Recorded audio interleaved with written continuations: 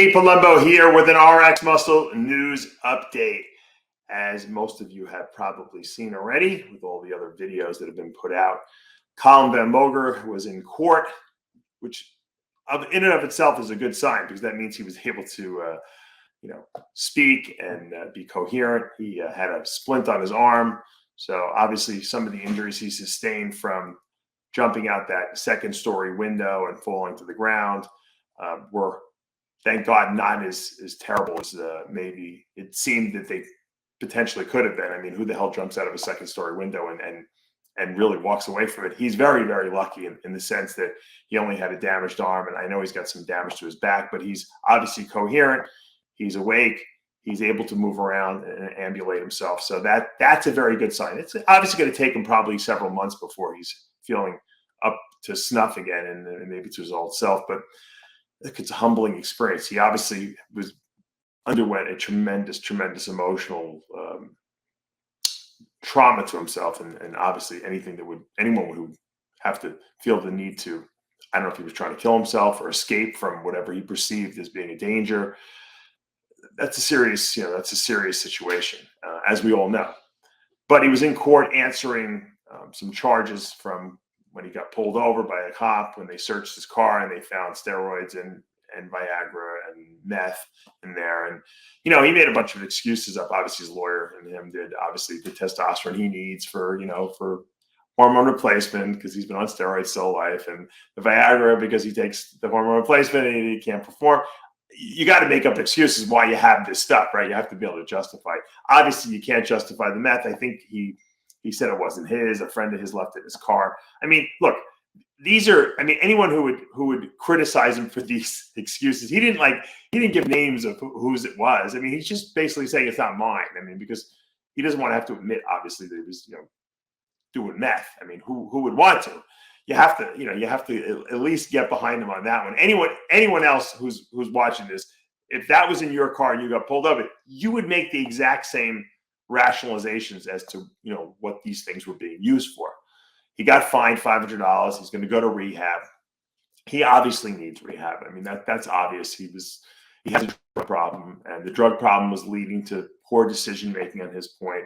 He's also depressed. So combining depression with drug use and irrational behavior, he's obviously a danger to himself. So rehab is the safest place for him to be. He's got to work through not only he's getting off the drug, the physical addiction of the drugs, which he might even be off at this point because he was in that rehab hospital for, whatever it was, 10 days. But he needs to get over the psychological need, the mental need to use these drugs, because otherwise he's going to go back to using them again. Because if the same emotional, pain is there, okay, and he obviously went to drugs to try to alleviate that pain, he'll do it again. He might not do it immediately, but he will eventually go back to them. I know, friends of mine, unfortunately, who have relapsed multiple times, and some of them ended up tragically, dying. And we do not want to see that happen to Calum. What I really didn't like that I saw on some of the videos I've watched online was that people were really ripping into this guy. Fuck you guys. Are you kidding me? He's an iron brother of ours. He made mistakes. He took drugs. He made poor decisions. He did stupid shit. We've all done it. We've all been there. Maybe not to the same extent that he has, but we've all made poor decisions. We've all had to pay the price for it. And you know what? If you're perfect, great. But you know what? No one should be throwing. I see the people who are throwing stones out there, and these people are the last people that should be throwing stones. And you know what? If you're out there criticizing him and he's criticizing you back, of course he is. I mean, the guy's in emotional pain. He doesn't want to have to deal with anything. We should be there to support him as a community. We should be there to say, you know what, Colin, what can we do to help you? Not, hey, let's try to tear you down and showcase all the fuck ups you do out there so that we can get more hits for our channel. Yeah, anyone who has a YouTube channel wants to get traffic, wants to get people watching. But if you're a popular channel and people respect you, you don't have to do a negative report on someone. You don't have to trash them to get views, okay? People want to know what our opinions are, whether it be me or Johnny Bravo or this one or that one. Whoever's doing, Greg Doucette, who's ever doing a Nick's Strength and Power, who's ever doing a report on this, the reason why people watch multiple reports, just like, you'd watch multiple news stations, because you want to see different people's opinions on what's going on. And this is a tragic situation where we have a guy who was representing our industry very well initially. I mean, he played Arnold in a movie. He has over 3 million, people who follow him on Instagram.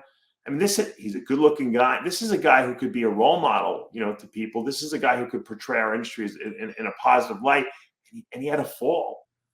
We need to be there for him, to support him, to lift him up, to raise him back up to where he was, not tear him down. People love to see successful people fall. I don't know what it is. If it's a jealousy, envy thing. I'm happy when I see people in our industry succeeding, because it's giving more opportunities for future young people to come up and have more success in our industry. What Arnold did for the bodybuilding world was to make it acceptable to have muscle, to make it acceptable to, hey, I want to be in shape. And now people like myself and all you other people out there who are coaches, and maybe, people who have your own channels and give advice, you have a venue now, a big population of people to talk to who all love bodybuilding and who want to work out and want to feel better and look better and lose body fat and put muscle on.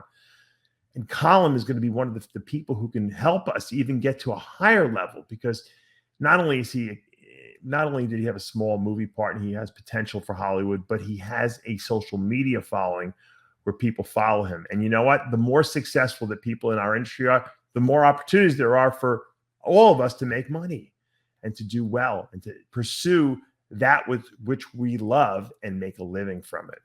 So stop fucking putting down Calum Von Moger. Stop gloating over all the things that are happening to him now, and let's support him as an industry. Let's support him, an iron brother in need. Calum, you can do this. Never give up, never give up, never give up. Dave Palumbo for an RX Muscle News Update.